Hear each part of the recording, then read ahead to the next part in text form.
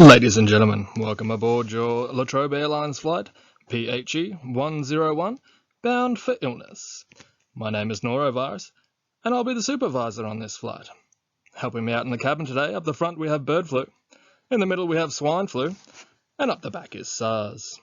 We're here to make your flight as uncomfortable as possible, so sit back, take a deep breath of recycled air, and prepare to get sick.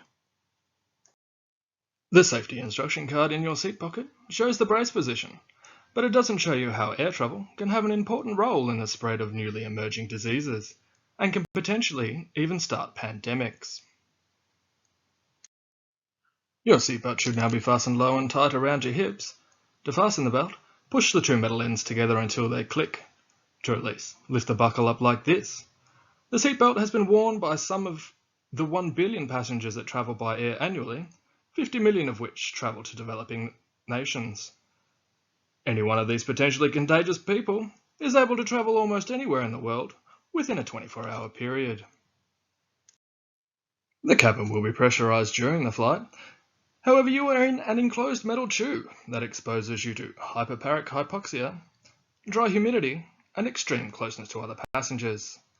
The mixture of fresh and recycled air provided by the engines may or may not have been filtered enough to remove the small droplet aerosol particles responsible for the spread of diseases like SARS. You're probably hoping the oxygen masks fall sooner rather than later. There is a life jacket under your seat, but the real moisture you should be worried about are the large droplet particles being coughed up by the passenger sitting next to you. Large droplets are responsible for the transmission of diseases such as tuberculosis. There are 8 emergency exits on board our aircraft today that the crew will now point out.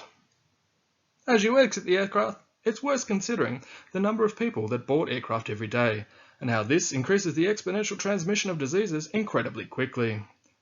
In a 2007 investigation by Luna et al., 155 travellers meeting the case definition for SARS arrived in Germany on 146 flights over the course of 69 different days. The estimated number of travellers potentially exposed to SARS was likely to be greater than 20,000 people. Your cabin baggage must now be stowed either under the seat in front of you or in the overhead lockers, ensuring that the aisles and exit are completely clear. Also potentially stowed on board are disease-carrying vectors such as rats or malaria-infected mosquitoes. Please now ensure that your seat back is in the upright position with the armrest down. Your tray table must be stowed away.